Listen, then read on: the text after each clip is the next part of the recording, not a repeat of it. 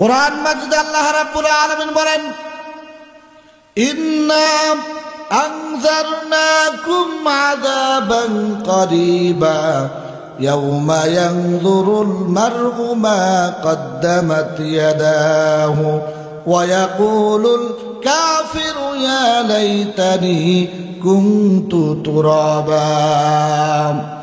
আল্লাহ রাব্বুল আলামিন বলেন, ইন্না আনজারনাকুম আযাবান করিবা,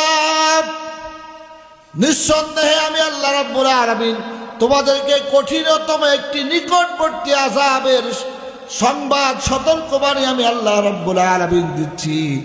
কারণ হলো আনজারনা ইয়াউমা ইয়ানজুরুল মার'উ মা কদ্দামাত ইয়াদাহু, এমন একটি দিবস তোমাদের সামনে আসবে যেই কিয়ামতের দিবসে তোমাদের সকলের যা তোমরা দুহাত দ্বারা কামাই করেছিলে এইগুলো সব তোমাদেরকে কিয়ামতের ময়দানে আল্লাহ রাব্বুল আলামিন দেখায় দিবে।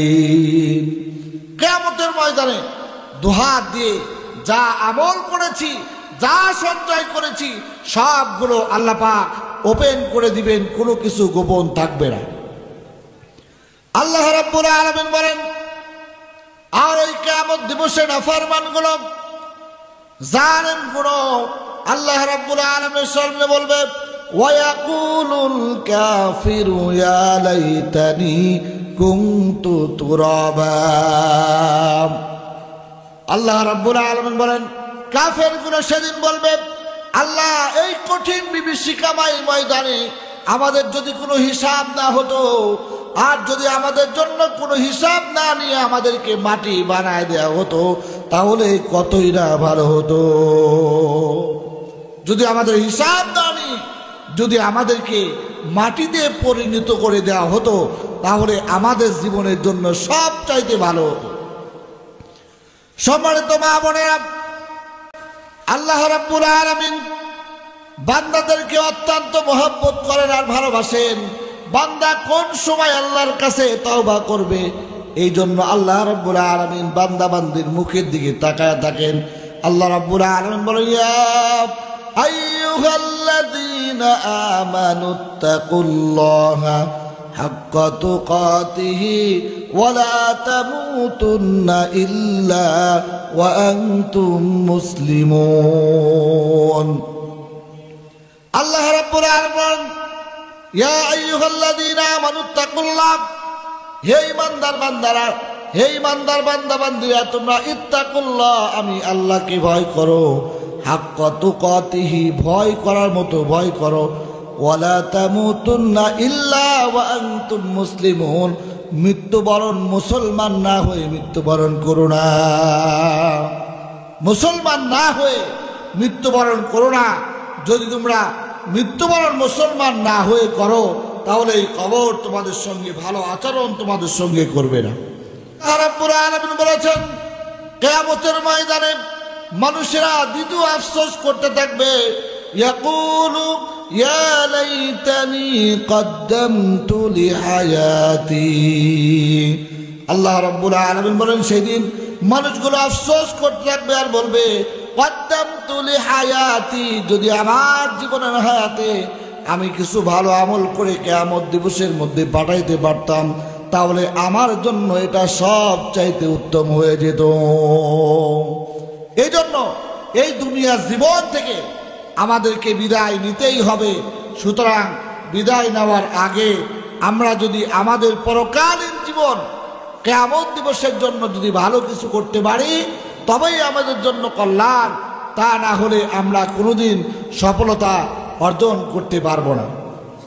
আল্লাহ রাব্বুল আলামিন আমাদের হিসাব দিবেন, প্রত্যেকের আমলনামা খুলে খুলে আল্লাহ পাক আমাদেরকে দেখায় দিবেন। এই জন্য দুনিয়াতে যে যা করবে প্রত্যেকটা কাজ বান্দা বান্দির জন্য সব কিছু আল্লাহ রাব্বুল আলামিনের পক্ষ থেকে নেকির কাজ হবে, ভালো কাজ হবে যদি সেটা আমরা আল্লাহ এবং রসুলের দেখানো পথ এবং মতের উপর আমরা চলতে পারি।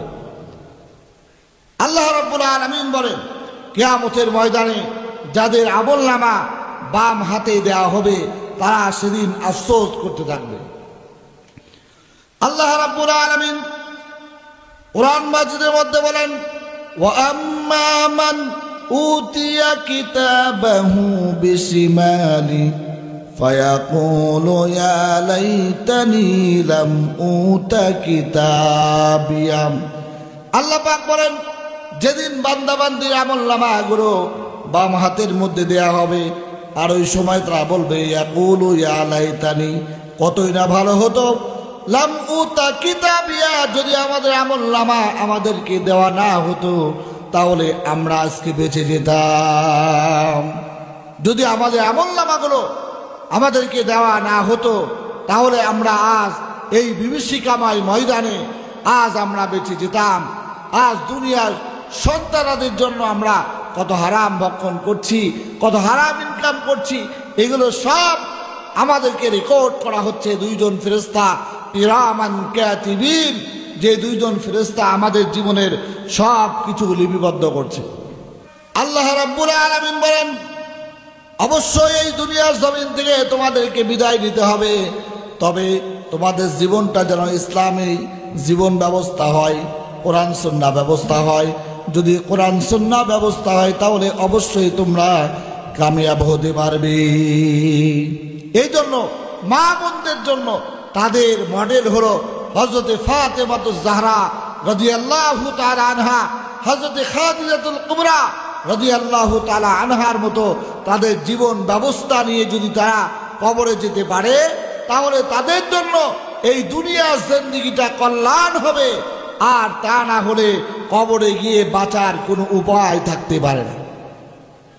একজন স্বামীর জন্য স্বামীর চোখের শীতলতা তার স্ত্রী, আর স্ত্রী যদি স্বামীর মনোমত হয় তাহলে ওই পরিবারটা নবীজি সাল্লাল্লাহু আলাইহি ওয়াসাল্লামের ভাষায় দুনিয়াতেই একটি ছোট্ট জান্নাত হয়ে যায়। সুবহানাল্লাহ বিহামদিহি।